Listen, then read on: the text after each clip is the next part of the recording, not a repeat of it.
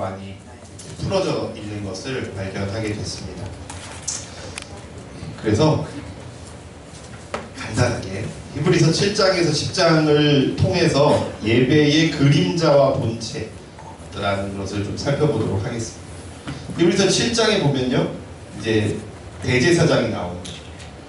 여러분들이 이제 잠깐 저 봐주시면 제사의 3요소가 있습니다. 제사의 3요소. 제사를 드리기 위해서는 먼저요, 누가 있어야 되냐면 제사를 드리러 나오는 죄인이 있어야 돼요. 그게 나입니다. 그 다음 뭐가 있어야 되냐면 나를 위해 죽어야 되는 제물이 있어요. 그리고 뭐가 있어야 되냐면요, 하나님께 내 죄를 끌고 가는, 사면서가 너무 버리죠. 죄인을 빼고, 죄인을 빼고 나의 죄를 대신해서 죽어야 되는 제물이 있어야 되고요.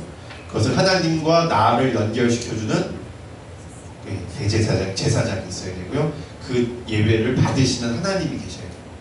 제사를 드리면 죄인이 제물을 죽여서 올려드리면 이게 불이요, 하늘에서 내려와서 여호와의 불이 내려와서 그 제물을 살랐다라고 얘기해요. 그래서 이 중요한 게 제사장과 죄인과 제물 그리고 하나님, 이 네 가지가 되게 중요하다라는 걸 다시 한번 좀 짚고 나서 7장에 보면 대제사장이 나옵니다. 대제사장 다 알고 있는 거니까요. 예수님이 무슨 지파죠? 예수님 무슨 지파다? 12지파 중에 예수님은 무슨 지파다? 모세는 레위 지파. 그렇죠. 예수님은 유다 지파. 요즘에 제가 사고 싶은 차가 생겼어요. 사고 싶은 차가 아슬란. 아슬란이 뭐냐면 아시죠? 유다 지파의 상징이요, 사자입니다. 사자. 터키어로 사자를 아슬란이라고 합니다. 그래서 여러분 알고 있는 나니아 연대기라는 영화가 있어요. 거기 진짜 예수님 이야기를 C.S. 루이스가 자기 조카에게 예수님 얘기를 들려주기 위해서 쓴 소설이 나니아 연대기인데요. 그 나니아 연대기 보면 사자가 나와요. 사자 이름이 아슬란. 언제 그 차를 탈지는 잘 모르겠습니다. 너무 비싼 차라. 하여튼 그렇습니다. 그 아슬란, 유다 지파의 상징인 사자. 예수님 유다 지파죠.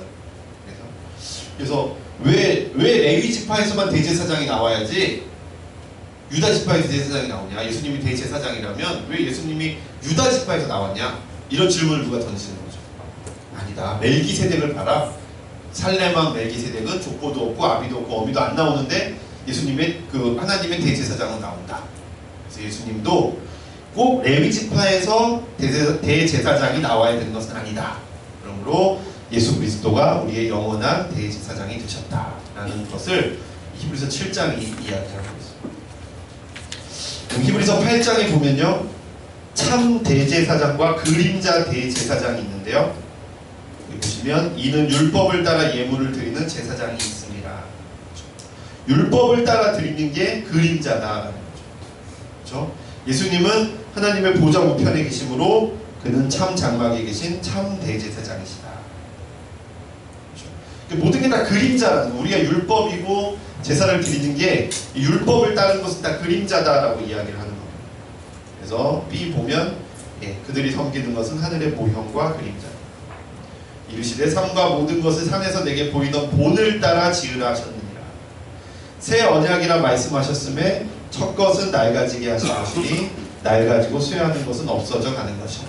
이 얘기를 왜 하냐면요, 우리가 뭐에 붙잡히면 안 된다는 거예요. 율법에 붙잡히면 안 돼요. 이 예배는 율법에 붙잡혀 드리는 게 아니라 뭘 하는 거예요? 참 그리스도이신 하나님을 우리가 섬기는, 영으로 섬기는 것이다 라는 것입니다. C 보시면 첫 약속과 새로운 약속이죠. 첫 언약이 무흠하였다면 둘째 것을 요구할 일이 없지만 볼지어다 날이 이르리니 내가 이스라엘 집과 유다 집에 더불어 새 언약을 맺으리라. 새 언약이 바로 예수 그리스도다. 첫 언약에는요, 성소가 있습니다. 첫 언약에도 섬기는 예법과 세상에 속한 성소가 있더라. 성소 안은 첫 장막 안, 등잔대와 상과 진설병, 지성소가 있는데 둘째 휘장 뒤에 있는 장막, 금향로, 언약궤. 여기서 금향로가 안에 들어있다고 나오는데요, 원래는 지성소 밖에 있습니다. 금향로는 지성소와 성소고 사이를 막고 있는 휘장 바로 앞에 있어요. 근데 이 금향로를요 제사장이 들고 들어갑니다. 들고 지성소 안으로 들어가요. 그래서 그 향을 피워서 그 속죄소 그룹 밑에 있는 그 속죄소에 이 연기 때문에 가려져야 돼요.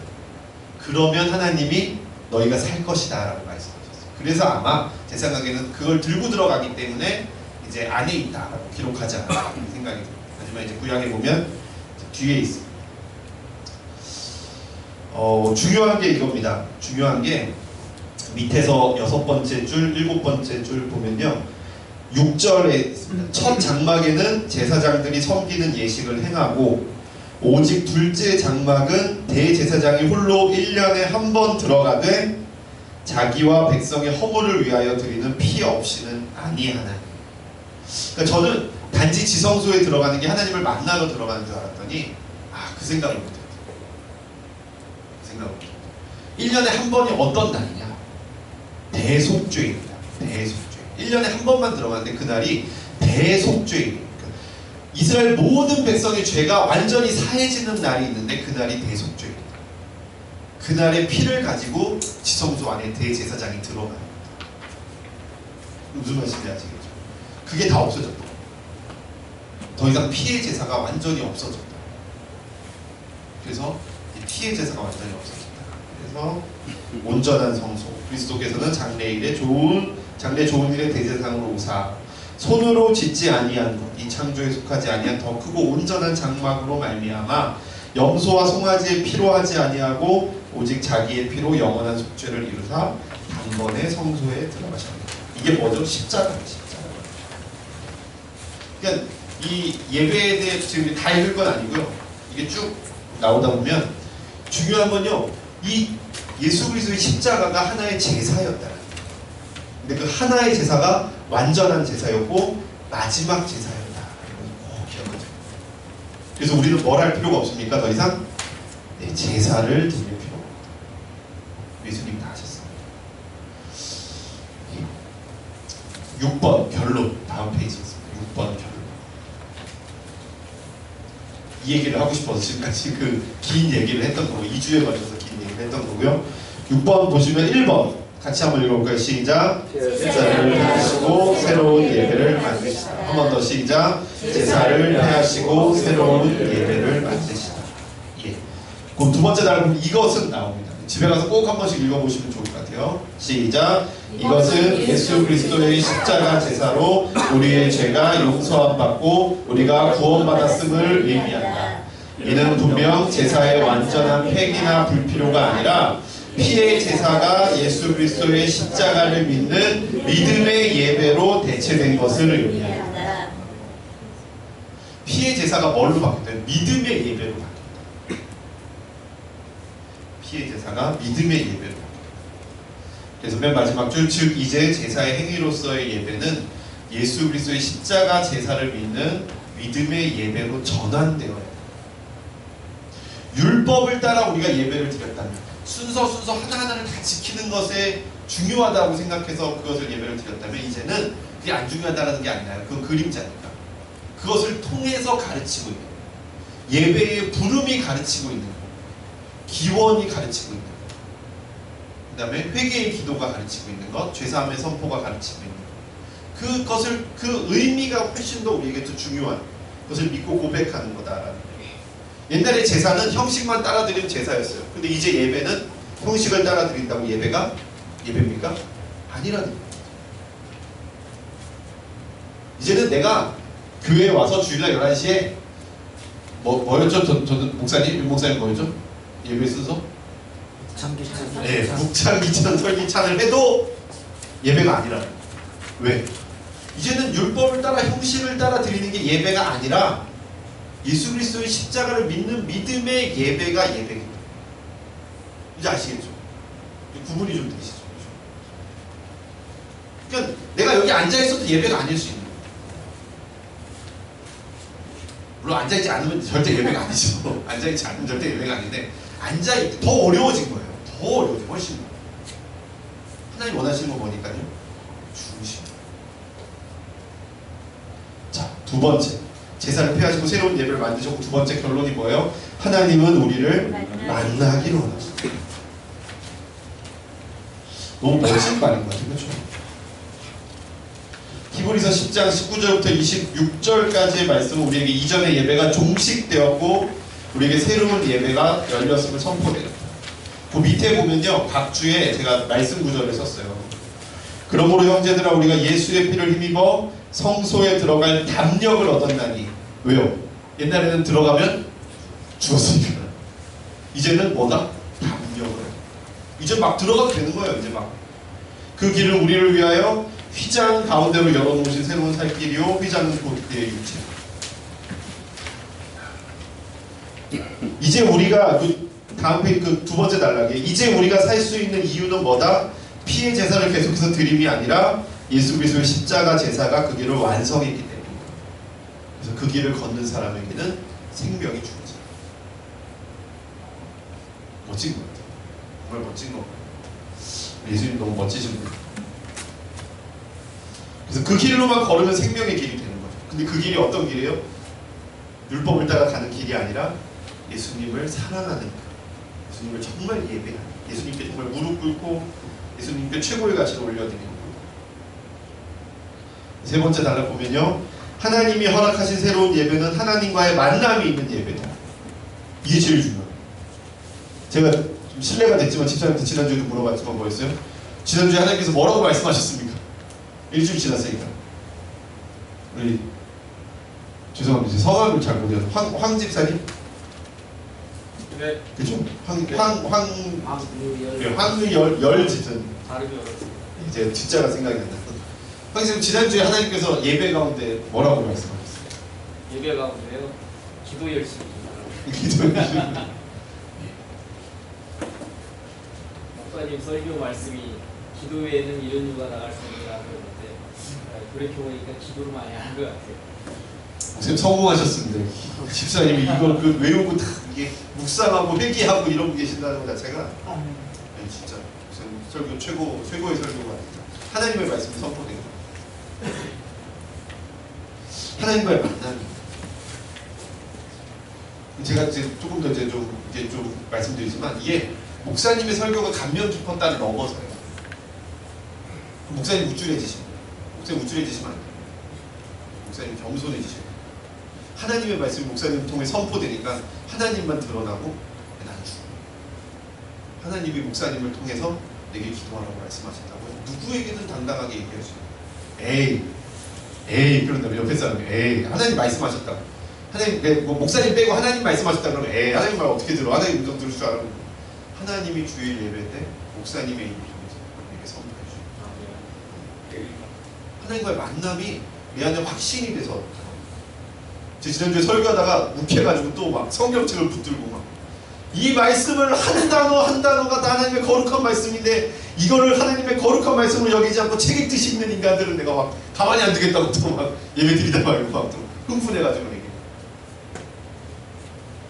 하나님의 거룩한 말씀 목사님이 이걸 제가 계속 100번 강조해도 더 목사님의 설교 말씀은요 이 성소의 마지막에 있는 뭐라고요? 하나님의 지성소. 지성소에서 하나님의 음성을 대제사장이 듣고요. 그 들은 하나님의 음성을 들은 대제사장이 다시 성소 밖으로 나가서 이 회중들에게 설교를 합니다. 설교가 없던 게 아닙니다. 그 이야기. 하나님 들은 말씀을 선포하는 게 이 목사님 말씀. 목사님 부담스러우시죠? 네. 목사님 이게 우리가 설교를 해야 되는 자세. 아 목사님 또 지난번에 했던 예화했어 이러면 안 돼요. 자 그래서 하나님과의 만남이 있는 예배. 세 번째 제사장이 아니라 뭐를 원하신다? 예배 인도자를 원하신다. 제사장의 가장 큰 역할은요 하나님과 죄인을 연결해 주는 역할입니다. 그러면 이제는 뭐예요? 이 제사장의 역할은 만인 제사장론에 의해서 우리 모두에게 주어졌어요. 우리 모두가 다 제사장이에요. 그 제사장의 역할이 좀 바뀌어야 되잖아요. 그렇죠? 우리가 다 제사장이에요. 뭘로 바뀌니까? 우리가 예배 인도자가 됩니다. 예배 인도자는 여기 나와 있는데요. 맨 마지막 단락 실질적인 예배 가운데서 이 제사장의 역할은 예배 인도자들에게 주어진다. 예배 인도자는 예배자와 하나님을 연결해주는 제사장. 그들은 예배자들이 하나님을 섬기는 예배 가운데 나아가도록 돕고, 예배 가운데 하나님의 인재가 드러나도록 돕고, 예배의 모범이 되고, 예배 가운데 하나님의 말씀과 인재를 선포하고, 예배자들이 하나님의 예배 가운데서 경험하도록 하는, 인도하는 역할을 하게 됩니다. 이게 예배입니다. 이 예배를 성경을 통해서 지지부진하게 계속 찾고 찾은 결론이 이거라는 거예요. 우리가 뭐다? 제사장이다. 이 목사님은 당연히 예배 인도자시고 하나님의 말씀을 선포하는 대제사장이죠. 우리도 제사장. 예배를 드리러 오는데 모두가 다 예배를 이제 온몸과 마음과 힘과 뜻을 다해 드리지 않죠. 우리가 그들을 끌어주는 예배 인도자. 우리가 그들과 하나님을 만나게 해주는 이 제사장의 역할을 하게 됩니다. 아멘. 지금 그렇게 하고 계시죠? 저희 한 번 남았어요. 이제 다음 주 한 번 남았습니다. 이 5주가 지나면 여러분들 완전히 바뀌어 있어야 돼요. 안 그러면 목사님들이 저를 다시는 안 부를 거란 말이에요.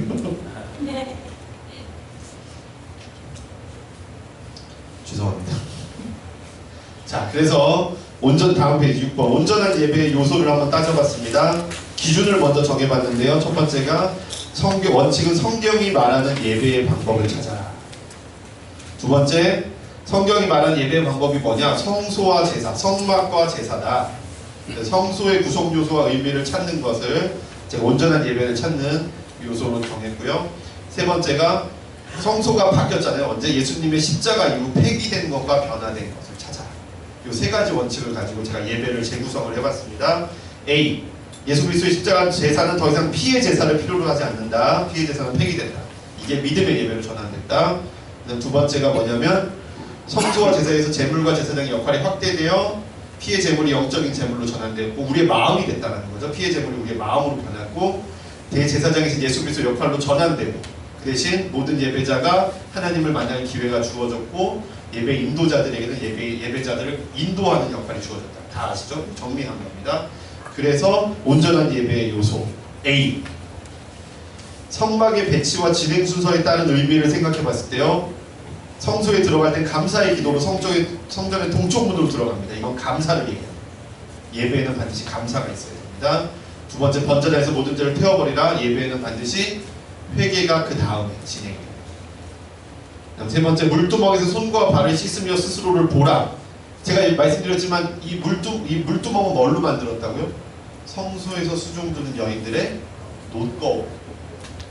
그래서 이 물두멍 자체가 비추어 보다는 뜻이 있어요. 그리고 이 물두멍이 커요. 근데 거기서 씻으려고 머리를 딱 들이밀면 뭐가 보여요? 이 하늘이 보여요. 그래서 하나님을 통해서 나를 보여요. 그래서 이 물두멍은 자기를 보는 거룩함을 선포. 내가 하나님의 자녀다. 그래서 이게 의미가 조금 복잡해서 그 밑에 히브리서 10장 22절 말씀을 적었어요. 한번 읽어볼까요? 시작. 우리가 마음에 뿌림을 받아 악한 양심으로부터 벗어나고 몸은 맑은 물로 씻음을 받았으니 참 마음과 온전한 믿음으로 하나님께 나아가자. 예, 우리가 하나님께 나아갈 자격이 된다는 거예요. 우리 이제 더 이상 죄인이 아니라 하나님의 예배자로서의 자격이 있다. 그 다음에 성소에 들어갈 땐 샤마 기도를 하죠. 예, 이스라엘아 들으라. 오직 우리 여호와는 오직 유일한 여호와시니 너는 마음과 힘과 뜻을 다하여 주 너의 하나님을 사랑하라. 이 말씀이죠. 하나님을 선포하고 고백하는 기도가 하나님의 선포가 고백이 있어야 됩니다. 하나님의 거룩하심을 높이는 기도가 있어야 됩니다. 그 다음에 성소에서 떡상의 떡을 진설한다. 이 떡은 12지파를 의미합니다. 나의 몸을 드리는 거죠. 금 등잔 때에 촛불이 아닙니다. 금 촛대가 아니고요. 금 등잔 때 기름 등이 있습니다. 그 등잔 때에 불을 켜는 건 성령의 조명하심, 성령의 비추어 주심을 얘기하는 거고요. 분향단에서 향을 태우는 건 기도입니다. 나의 기도를 올려드립니다. 그 다음 마지막이 아니라 제성소로 들어가 하나님의 말씀을 듣는 것은 하나님의 말씀이 선포되는 겁니다. 예, 이게 설교입니다. 하나님의 말씀이 예배 가운데 꼭 있어요. 마지막에 제사가 끝난 후에 나와서 아론의 축복 기도를 선포합니다. 여러분, 우리는 지금 고린도후서에 나오는 축도를 쓰지만요, 종교개혁자들은 아론의 축도를 썼어요. 여호와는 내게 복을 주시고 이렇게 너를 축복하시기를 원하시고 너에게 그 얼굴을 향하여 주사. 이 신명기 6장에 나오는 아론의 제사장의 축복. 저희 학교 교수님이 이 아론의 축복문 했다가 잡혀가셨어요. 왜 하지 말라는 거 하냐고. 이게 고린도후서로 나온 거 하라고. 예수교 삼위일체를 강조하고 있어요. 그렇습니다. 축복기도 이런 요소들을 가지고 성막을 통해 본 예배의 요소를 정리해봤더니 감사, 회개, 거룩함의 선포, 헌신, 이게 봉헌이라고 저는 적었습니다. 이게 말씀 및 그 떡상, 봉헌, 헌신, 그다음에 성령의 간구, 그다음에 기도를 올려드림, 그다음에 말씀이 선포되고 축도로 끝나는. 이게 제가 이 성소에서 찾아낸 예배 순서입니다. 그걸 가지고 예배의 모범을 만들어봤습니다. 똑같습니다. 먼저 예배로의 부름. 두 번째 감사의 기도. 죄인을 불러주시고 예배하게 하신 하나님께 감사의 기도를 드립니다. 네, 회개기를 기도를 하고요. 사죄 선언을 합니다. 우리의 죄를 고백하고 죄의 용서를 선포하는 기도죠. 이게 제단 기도입니다. 네 번째가 자녀의 고백. 저는 이걸 자녀라고 썼거든요. 단어를 자녀. 그러니까 내가 하나님의 자녀다. 하나님의 예배할 수 있는 예배자다라는 걸 선포하는 겁니다. 하나님의 자녀임을 선포하고 하나님께 나아가는 고백이 기도하는 겁니다. 봉헌. 피의 제물이 아니라 십자가를 믿는 믿음으로 자기를 영적 제물로 드리는 것. 로마서 12장 말씀에 거해서요. 그다음 여섯 번째 성령의 임재를 구하는 것. 우리 현대 예배에서 기도가 많이 없어졌어요. 성령님이 함께 하시지 않으시면 우리가 예배를 온전히 드릴 수 없어요. 예배에는 기도가 회복이 돼요. 성령의 임재를 구하는 기도, 그다음 기도가 계속됩니다. 하나님께 나아가며 올려드리는 기도, 향기의 기도, 그다음 말씀이 선포되어지고 마지막에 축도. 저는 시험 삼아 아직 바꾸진 않았는데 다음에 저희 교회 예배 바꿀 때 이렇게 해요. 여기에 뭐만 더 넣어서 성만 참만 추가해서 그리고 진짜 중요한 얘기 지금부터 시작합니다. 근데 유일하게 하나님께서 이 예배와 제사를 이대로 이 출애굽기에서 모세에게 명령한 대로 끌고 가셨는데요. 유일하게 이게 바뀌었던 때가 한 번 있습니다. 그게 언제냐면요. 다윗의 때입니다. 여러분 아시죠? 사무엘이 어렸을 때 엘리 제사장 때 언약궤를 전쟁에 갖고 나갔다가 뺏깁니다. 그 아들 홈리와 비느하스인가요? 그 전쟁에서 죽임을 당하고요. 언약궤를 블레셋 사람이 가져. 그래서 5개 도시를 돌면서 사람들이 다 죽는 거예요. 다곤 신전에 갔더니 다곤의 팔이 잘리고 목이 잘리고 저기 갔더니 또 그걸 열어봤더니 또 5만 명이 죽고 5만 70명이 죽고 막 그런 이 번역복귀가 계속 돌아다니다가 오베데돔의 집에 들어가요. 그것을 다윗이 들고 옵니다. 근데 한 번 실패하죠. 아시죠? 어떻게? 수레에 싣고 온다. 베레스 우스. 이 베레스는요, 페레츠라는 찢어지다라는 뜻이에요. 그래서 그 어떤 분이 책에 그렇게 썼어요. 베레스 우사가 그 수레에 언약궤를 싣고 오다가 말들이 뛰니까 언약궤가 떨어지려고 그러잖아요. 이 거룩한 언약궤가 땅에 떨어져서 깨지면 안 되잖아요. 그 옆에 있는 제사장은 목숨을 바쳐서 뭘 해야 돼요? 그걸 잡아야죠. 잡았더니 어떻게 됐어요? 몸이 터져 죽어요. 사람이 가만히 있다가 죽은 게 아니라 터져 죽었어요. 그 반경에 수십 메터 안에 있는 사람들은 다 뭐가 됩니까? 다 피먹고 베레스가 다 찢어 죽었어요. 터져 죽었어요. 얼마나 끔찍했냐. 이게 베레스 우사. 하나님의 방법을 따르지 않았을 때에 그 사람의 죄와 상관없이 공동체의 죄가 그 사람입니다.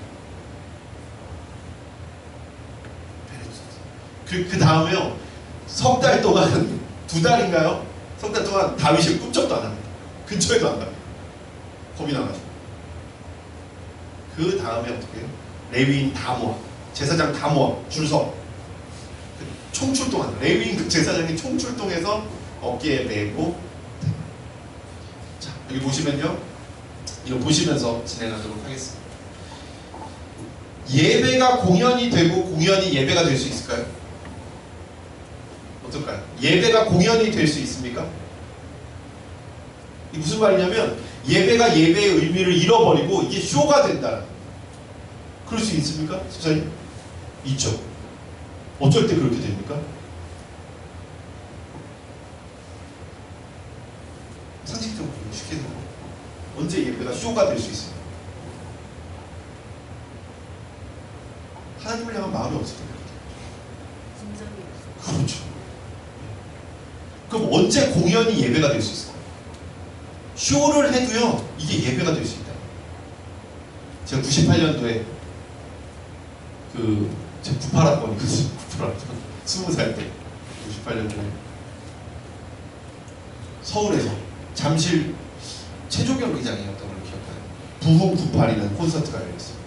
부흥의 불길 타오르게 하소서, 그 노래가 처음 98년도에 발표가 돼요. 거기 갔는데요 2만석.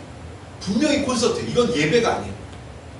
기도하자는 소리도 안 하고 상회자도 없어요. 그냥 가수 나와서 노래 한 곡 탁 부르고 들어가요. 두 손 들고 탁 부르고 들어가요. 근데 한 곡이 딱 끝났는데요 이미 앞에 있는 사람 다 무릎 꿇고 있어요.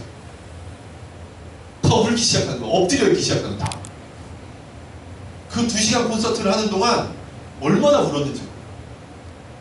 딱 한번 고영원 선교사님이 딱 나와가지고 북한 영상을 딱 틀어놓고, 그때 이제 북한 고난의 행군이잖아요. 97년도부터 북한이 이제 힘들었을 때 고난의 행군을 막 탈북하기 시작할 텐데, 97년도부터 이제 북한에서 가난한 그 사람들이 가난해가지고 굶어 죽는 영상 딱 틀어주고, 그다음에 아프리카에서 영상 딱 틀어주고, 선교사로 헌신한 사람 일어나. 저 거기서 벌떡 일어나서 벌떡 일어나. 그때 일어나가지고 제가 북한 사역을 9년 했거든요.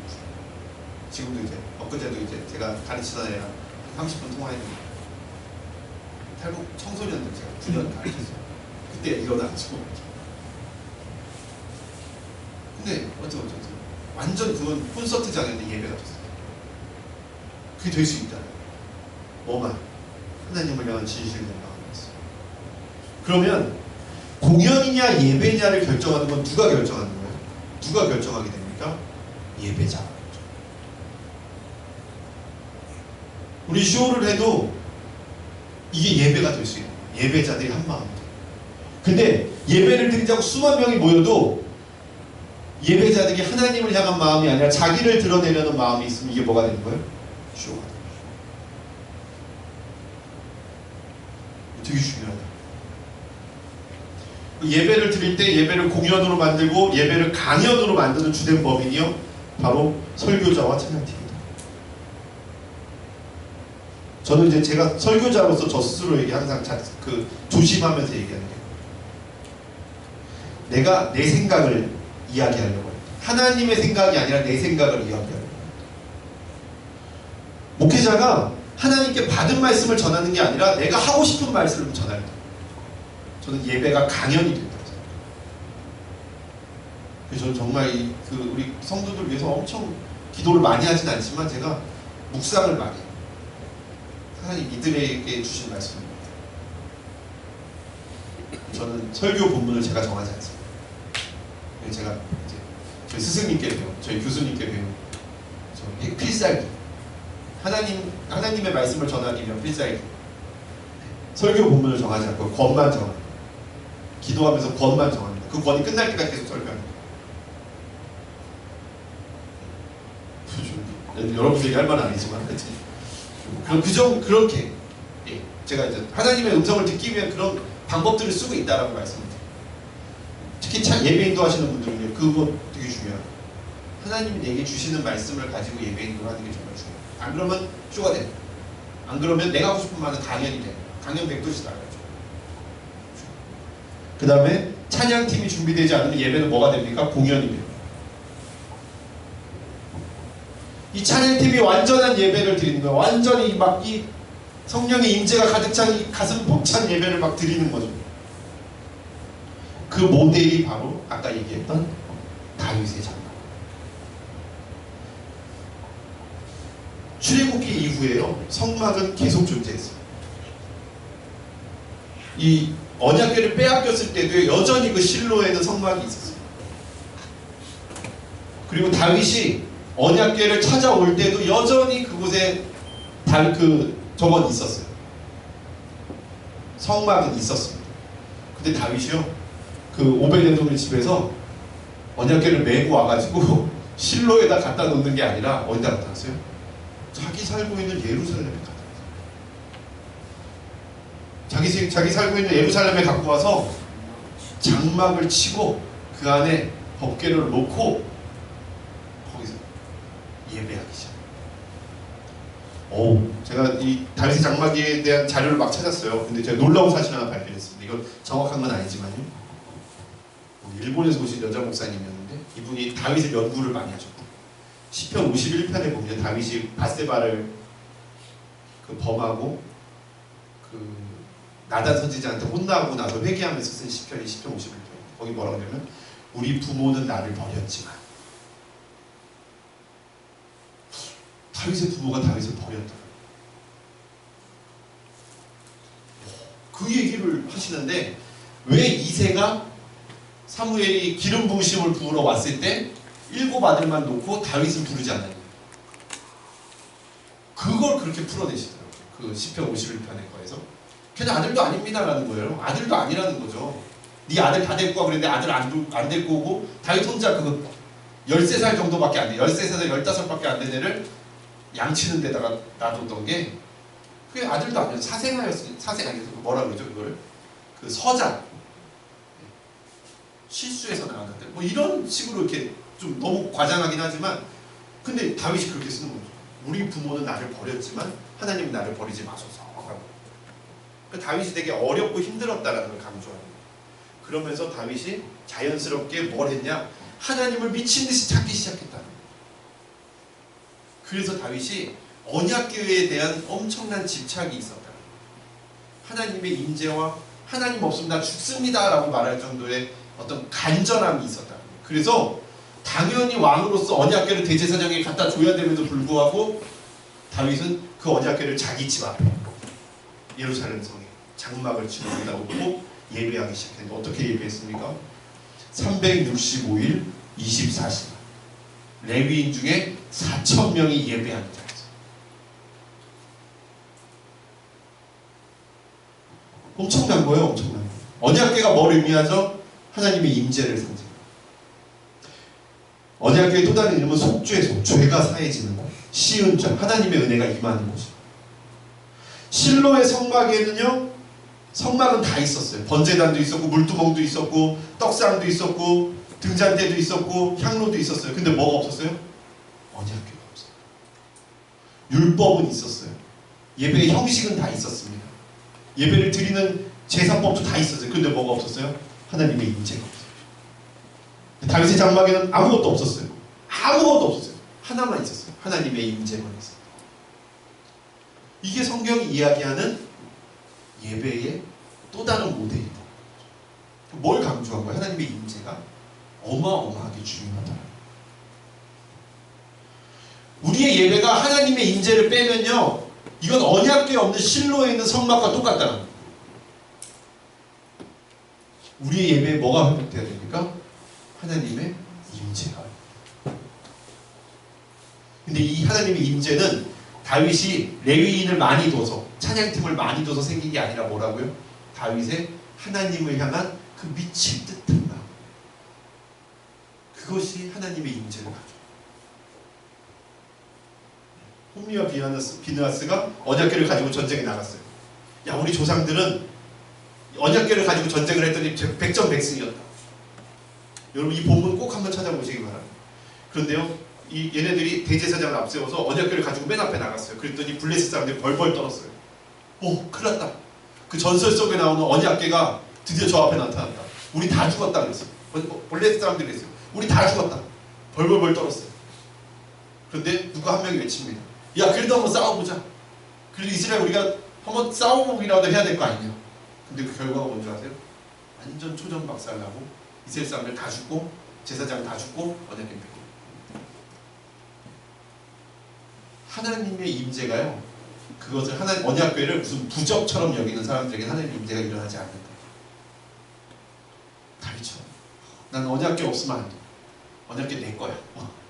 하나님 내 거야. 미친 듯한 마음. 예배하는 사람. 그게 됩니다. 이게 3번에 나오는 거죠. 다윗의 장막에서 가장 중요한 것은 다윗의 예배를 향한 열정과 진정성.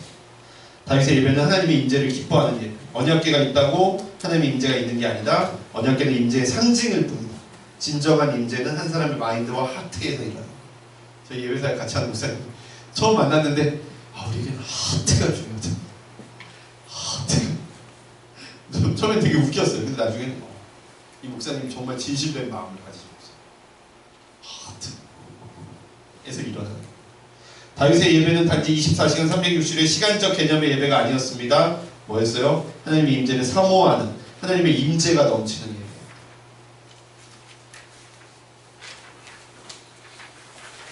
한 사람만 있어요. 한 사람만. 집사님, 한 사람만 있습니다.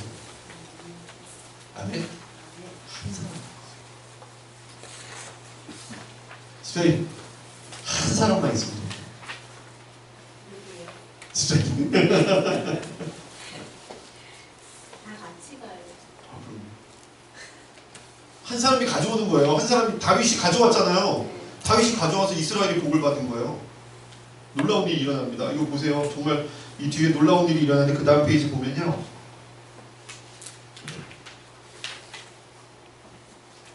그 다음 페이지 보면 다윗의 예배의 요소가 있는데요. 다윗은 뭐 번제와 화목제를 하나님께 드렸고요. 번제는 헌신이고 화목제는 화해를 얘기합니다. 그래서 공동체가 됩니다. 그러니까 다윗이 그걸 갖고 와서 번제와 화목제를 드림으로써 사람들이 음식을 다 나눠줬어요. 제가 말씀드린 화목제, 소 한 마리 잡으면 최소한 300kg, 살코기만 300kg, 살코기만 600근, 그렇죠? 500근, 살코기만 500근. 한 그릇 2명씩 먹어도 1000명이 먹었어요. 그 음식을 나눠 먹고, 그 다음에 사람을 세웠죠. 레위 사람을 세워서 그 앞에 섬기고 이스라엘을 찬송하고. 엄청난 거예요. 다윗 하나 때문에요. 이스라엘이 완전히 바뀌게 돼요. 다윗의 사랑하는 그 마음 때문에. 집사님 때문에 추지순목교회 완전히 바뀌어요. 아멘. 아멘. 제일 먼저 하시는 집사님 통해서.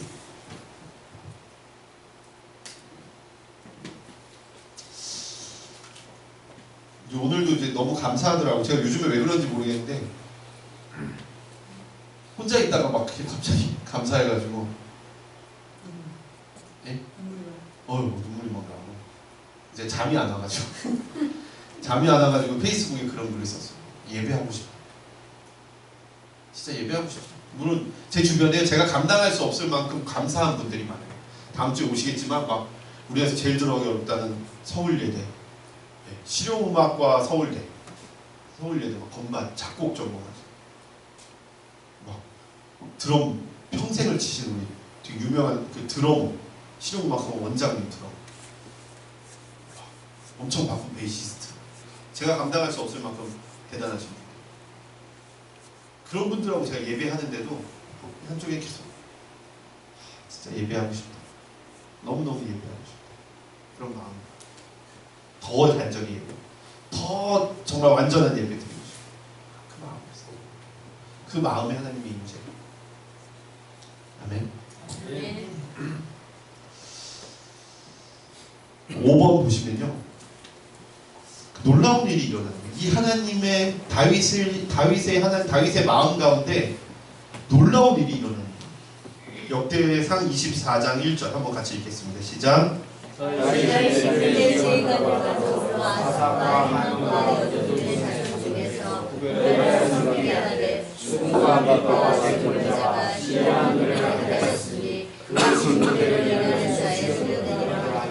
예, 12지파 288명이 돌아가면서 성막을 지키면서 예배를 하고, 물론 제사장 2명은 거기서 쉬지 않고 나팔을 불고요. 엄청 힘들었을 텐데 계속 돌립니다. 그런데요, 이 온전한 임재 가운데요, 뭐가 터지기 시작하냐면요, 신령한 노래가 터지기 시작합니다. 말씀드리죠. 24장 1절에 수금과 비파와 재금을 잡아 신령한 노래를 하게 됩니다. 신령한 노래가 뭔가? 신령한 노래. 영어로 보니까요, 예언사였다. Ministry of Prophecy입니다.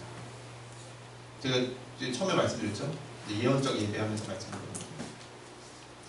악기를 잡고 노래를 부르고 연주를 했던 입에서 뭐가 터져 나왔다는 거예요? 예언이 터져 나왔어요. 그럼 분명히 뭐였겠어요? 노래였겠죠. 분명히 노래를 불렀더니 이게 막 뭐가 터져나왔던 거, 방언이 터져나오고 통변하는 사람이 이 방언을 해석하고 그랬겠죠. 이게 없었나 아직 그 당시에는요? 25장 1절. 25장 1절에 나오나요? 뭐라고 나오죠? 24장이 아니라 25장. 아 24장이요 25장 죄송합니다. 예. 신령한 노래가 터져나와요. 아직 뭐 방언과 통변은 제가 좀 오버한 거고 구약 시대니까. 네. 근데 신령한 노래가 터져나와요. 이게 예언이 터져나왔다는 거예요. 예언. 수금과 비파와 재금을 잡아 예언을 했다는 말은 찬양을 했는데 그 찬양이 예언이 돼서 선포되어졌다. 그러니까 즉 신령한 노래가 예언 사역이고 예언 사역이 뭐냐? 하나님의 영에 사로잡힌 노래가 터져나와. 하나님의 마음을 노래하는 노래가 터져나와. 하나님의 영으로 부르는 노래가 터져나왔다. 그걸 표현할 단어가 없어서 요즘 예배 사역자들은요 이걸 새 노래라고. 이걸 표현할 단어가 없는 거예요. 막 찬양을 하다가 갑자기 누가 소리를 지르는 거예요. 아 괴성이 아니라 그냥 은율에 맞춰서 막 소리를 지르고 함성을 지르고 있고 누구는 막 방언을 막 음율이 있는 방언을 막 하고 누구는 노래를 계속 같은 구절을 반복하고 근데 희한하게 노래에 맞아떨어지고 이게 막 여러분 이제 쉽게 보지 못하셨죠 그렇죠? 저는 요즘에 너무 많이 봐가지고 그런 분들이 이분들은 제가 찬양 인도를 하고 있으면 노래가 끝난 다음에 기타를 한번 튕겨주길 바래요. 왜? 그럼 막 이 사람들이 막 알아들을 수 없는 말로 막 노래를 부르는 거예요 계속. 그럼 저 계속 반주만 하고 있는 거예요. 처음에는 되게 신기했었어요. 뭐 어떻게 내가 반주만 하는데 막 이상한 노래를 부르지? 그 나중에 저도 막 따라 부르고 있다. 근데 똑같은 노래가 없어. 다 다른 노래. 이걸 예배 사역자들이 새 노래라고 해요. 너무 이것만 부르는 사람들을 이제 우리 이단이라고 얘기를 하는 거고 너무 오버해서 너무 오버해. 이거에 완전 심취해서 그냥 이걸 이제 뭐라고 이제 신사도주의 거기까지 가는 거죠. 약간 경계선에 있긴 한데. 그때 이 새 노래가 터져 나왔는데 히브리어로 이제 살펴봤더니 새 노래가 여기는 안 나와 있는데요. 아 여기 나와 있다. 새 노래라는 단어가 시편 33편 2절에 나오는데 이제 하디시 쉬라는 찬양이잖아요. 쉬라는 찬양이 하디시가 나오는데 새롭다라는 뜻인데 이게 이제 히브리어는 조금 이제 해석이 막 자기 마음대로거든요. 여러 가지로 우리 목사님 잘 아시겠지만 번역하기 나랑 좀 다른데 이제 새로운 찬양이라는 뜻도 있지만 새로워진 찬양이라는 뜻도 있다. 수동태로 쓰이면 새로워진 찬양. 그럼 뭐예요? 노래인데 그냥 노래를 했는데 이게 내 안에서 새로워졌다는 거예요. 저는 새 노래라는 단어를 그렇게 좋아하진 않지만 하여튼 이렇게 새 노래라고 표현을 하시더라고요. 이런 게 막 튀어나왔다. 새로 나온 노래가 아니고 모르는 노래도 아니고 이 새 노래는 하나님의 영이 충만할 때에 우리 가운데 일어나는 영적인 기도가 노래를 타고 흘러나옵니다. 이런 경험이 있으시면요 혹시 찬양을 하시다가 이런 경험이 혹시 이게 막 뭐 내 안에서 뭔가 막 어떤 막 이렇게 퍼져 나오는 게 있으면요 그냥 막 분출하십시오. 라바 보슈맨이라는 사람이 뭐라고 얘기를 했냐면 누가 물어보더래요. 자기 새 노래를 하고 싶은데 어떻게 해야 하는지 몰라서 못한다고. 그랬더니 기도할 때 어떻게 할 줄 알고 기도하냐. 방언할 줄 아냐고. 방언할 줄 안다고. 방언을 어떻게 하냐고. 그냥 하다 보면 나온다고. 응? 그렇게 하라고. 노래 부를 때 그냥 방언하듯이 그냥 자유롭게 그냥 거기에 나를 맡기고 하나님만 생각하고 그럼 막 터져. 이렇게 쉽게 이렇게 아무도 안 했는데 나 혼자 하면 좀 이상한 사람 되겠죠. 그렇죠? 그냥 분위기 좀 맞춰서 에베소서 5장 18절 19절 이게 신약에도 나옵니다. 신약. 시와 찬송과 신령한 노래들. 와 그렇잖아요. 이 신령한 노래들 영어로 스피리추얼 송입니다. 영적인 노래가 터져 나옵니다. 시와 찬송가와 달라요. 시와 찬송가 신령한 노래. 시도 아니고 찬송가도 아니고 뭐다? 영적인 찬양의 어떤 흐름이 있다.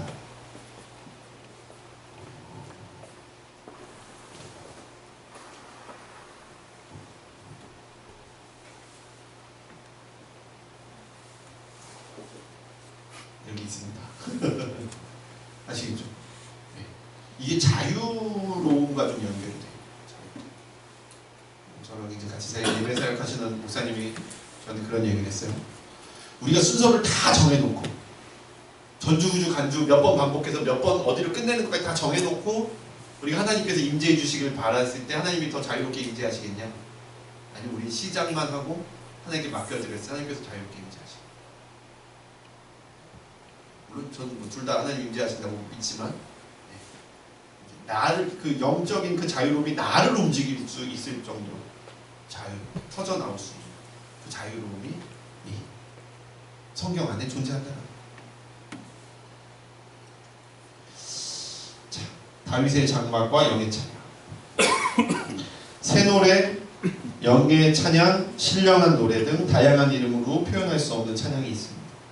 이 찬양은 하나님의 임재가 일어날 때 형식과 상황에 구애받지 않고 우리가 표현할 수 있는 어떤 영적인 표현을 이야기합니다. 하나님의 임재가 일어날 때 이 신령한 노래가 터져 나오는데 이 신령한 노래는 형식을 가질 수도 있고 갖지 않을 수도 있고 기존의 노래일 수도 있고 기존의 노래가 아닐 수도 있고 노래일 수도 있고 외침일 수도 있고 기도일 수도 있고 침묵일 수도 있다. 결론적으로 다윗의 장막은 24시간 찬양과 경배가 흘러나오는 예배의 모범을 우리에게 보여주고 있다. 다윗의 임재를 향한 강한 열망과 하나님에 대한 사모함이 이 예배의 자리를 만들어내고 그 자리에서 하나님의 임재 가운데 온전한 예배와 찬양이 울려 퍼졌음을 우리는 이 시대를 향한 하나님의 임재의 회복을 구하는 마음으로 바랍니다. 물론 제가 오늘 여기 오기 전에도 제가 멘토처럼 여기는 목사님과 같이 이제 커피 마시면서 얘기를 했는데 다윗의 장막 얘기가 나왔어요. 아이합이라고 혹시 들어보셨는지 모르는데 미국의 이제 아이합 인터내셔널 하우스 오브 프레이 국제 기도의 집, 세계 기도의 집 아이합이라는 단체가 있는데 여기는 지금도 24시간 예배드려요. 지금도 매일 이 찬양팀이 되게 여러 개의 팀이 있어요. 이 팀들이 돌아가면서 예배해요. 계속 그 예배 드리고 싶은 사람은 아무 때나 오면 아무 때나 예배가 있어요. 그러니까 이 아이합은 전 세계에서 다 이 아이합을 보러 와요. 이 사람들이 예배가 하도 막 강력하니까 사람들이 막 이 사람들을 모셔서 예배 한번 드리려고 발버둥을 오죠. 그러다 보니까 이게 좀 오버해서 더 저쪽으로 가기도 하는데 너무 은사주의 쪽으로 가기도 하는데 일단 그 원칙은 24기 다윗의 집을 그대로 따르는 사람. 우리나라에도 이제 K합이라고 하시는 목사님이 계세요. 네? 스카프레도 같은 계열이에요. 네, 스카프레는 이제 아이합 계열이에요. 다윗의 장막 노래 들으면 한 노래 12분 동안 불러요. 12분 동안 계속 바꾸고 걔는 라이브로 녹음 안 하고 라이브로 하거든요. 앨범도 라이브 앨범을 내요. 그러니까 다윗의 장막이라는 앨범에 레위지파 뭐 다 비슷한 한 노래 12분씩 부르면 나중에도 다음 곡 넘길까 말까 고민하게 되는 그 아이합의 영적인 찬양하는 사람들이 있어요. 이 사람들이 완전한 임재를 구하는 사람. 너무 좀 그쪽에 치우쳐 있긴 하지만 아주 물론 제가 그 샜는데 이 목사님하고 차 마시면서 뭐라고 얘기를 했냐면 커피 마시면서 뭐라고 얘기했냐면 하도 이쪽에서 이 다윗의 장막을 강조하니까 하도 다윗의 장막이 중요하다고 얘기하니까 이 목사님이 마음에 안 드신 거예요. 제가 멘토처럼 여기는 목사님이 시성과 영성을 경계하시는 목사님께서 그 뭐라 했냐면 다윗의 장막이 그렇게 중요하면 하나님이 솔로몬의 성전을 왜 만드셨죠? 아시죠? 다윗은 하나님의 집을 세우고자 했는데 하나님이 허락하셨습니까? 허락하지 않으셨어요. 어떻게 했습니까? 집 지을 준비 다 해놨죠. 다윗의 장막이 하나님이 원하시는 예배의 끝이었다면 왜 솔로몬의 성전 만들려고 했겠냐? 아니, 다윗은 솔로몬의 성전을 준비한 사람이에요. 그래서 이제 솔로몬의 성전이 다 2개가 있었어요. 새로 다 만들었어요. 물두멍도 또 만들고 번제단도 또 만들고 성전 입구도 또 만들고 다 또 만들었어요. 유일하게 하나 있는 게 있습니다. 그게 바로 아시죠? 언약궤. 언약궤는 2번 만들었어요. 하나님의 임재는 한 군데 하나만 딱 존재. 그래서 솔로몬의 성전이 돼요. 그래서 저는 다윗의 장막이 최고라고 생각하진 않아요. 이게 전부라고 생각하지 않습니다. 왜? 하나님 솔로몬의 성전을 통해서 헤롯의 성전을 통해서 계속 그 성전이 내려오도록 허락하셨다는 제3성전이 헤롯 성전, 제4성전은 뭐 그 포로 성전, 제5성전은 예수 그리스도의 몸, 제6성전은 교회. 뭐 이렇게 성전, 뭐 1, 2성전, 2성전 풀어서 나시는 분들이 있더라고요. 또 오버되면 안 되지만 교회까지. 그래서 이 다윗의 장막을 우리가 꼭 기억해야 되는 이유는요, 다윗의 마음. 이 형식이 중요한 게 아니라 아무것도 없이 찬양만 해봐요. 큰일 납니다. 말씀 선포도 없고 뭐 회개도 없고 아무것도 없으면 큰일 나요. 안 됩니다. 네. 하나님이 그 예배자의 마음을 얼마나 중요하게 보시죠. 하나님의 임재를 사모하는 사람을 통해서 하나님께서 얼마나 큰 임재와 영광을 부으시는지를 이 다윗의 장면을 보여줘요. 그때 우리가 상상할 수도 없는 신비한 일들이 우리가 어디 2분 남았으니까 제가 한마디 더 하면, 저희 교회 2단이 드디어 찾아왔어요. 기다리고 있었어요. 기다리고 있지는 않았는데 좀 당황스러웠는데, 피복음 교회라고, 목사님 조심하세요. 번호동에 있습니다. 피복음 교회 생겼대요. 번호동. 피복음, 피 더하기 복음. 이 피복음 교회, 저희 교회 금요일에 오셔서 예배를 다 드리셨어요. 얼마나 감사해요. 개척 교회에 사람도 몇 명 없는데 예배 드려주시고 얼마나 고마워. 그러니까 차 한잔 마실 수 있는, 차 한잔 마셨어요. 그랬더니 저보고, 내 뒤에 저승사자 둘이 따라다니고 자기랑 지금 기도하면 보이기 시작할 거라는, 그런 사람들인지 모르는데, 거기 예수보다 더 큰 사람이 있어요. 예수의 영이 임한 사람이 예수예요. 나보고 예수라는 거야. 큰일 날 소리 하지 말라고. 나 예수 아니라고. 이제 금요일 때 제 아픔과 상처에 대해서 약간 고백을 했더니, 목사님만이 이 아픔과 상처가 있는 이유는 목사님 아직 하나님을 안 만나서 그렇다는 거예요. 근데 좀 안타깝더라고요. 성경을 떠나면 문제가 생겨요. 이제 예배에 대해서 또 잔뜩 얘기했지만, 좀 어떻게 보면 내가 이걸 왜 들어야 될까 생각하실 수도 있었을지도 몰라요. 내가 왜 성경에 예배가 뭐가 나오고 어떻게 나와서 이게 왜 박사도 아니고 무슨 저것도 아니고 그냥 뭐 엄청 두꺼운 책도 아니고 대충 이렇게 막 프린트해가지고 막 얘기해놓고 이게 전부인 것처럼, 그게 아니라 중요한 건 우리가 성경에 써 있는 대로만 하면 돼요. 성경에 써 있는 예배를 드리죠. 저도 이 5주 준비하면서 참 은혜 많이 받아요. 다음 주 기대돼요. 저는 자꾸 이 안으로 들어가는 성향이 있는데, 우리 유 목사님은 밖으로 나가는 성향이 되게 강하죠. 이 조화가 돼요. 저는 진짜 저도 참 많이 도움이 되고 은혜가 많이 되는데, 다시 한번 이제 성경에 써 있는 예배. 누가 뭐라 그러면 예배는 그게 아니야. 왜? 성경에 써 있습니다. 성경이 이렇게 써 있습니다.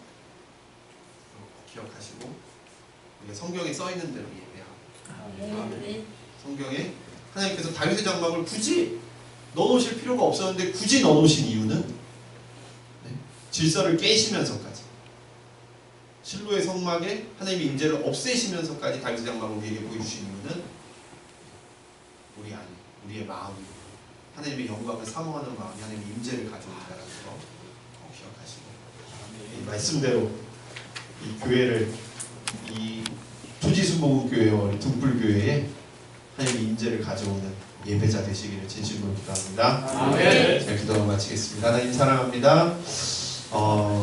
우리가 하나님이 가르쳐 주신 예배를 묵상했습니다. 우리가 성경에 써 있는 대로 예배하기를 소망합니다. 하나님이 맡겨주신 예배자의 직무, 예배 인도자의 직무, 성경에서 하나님 말씀하시는 그 예배자의 직무를 우리가 온전히 바라보고 온전히 그것에 순종하고 하나님 말씀에 따라가는 그런, 정말 우리 교회의 예배를 바꾸고 우리 교회의 예배를 살리고 정말 하나님이 원하시는 교회가 되게 하기 위한 그런 예배 인도자가 되도록 인도하여 주시옵소서. 예수님의 이름으로 감사하며 기도드리옵나이다. 하나님께 영광의 박수 올려드립니다.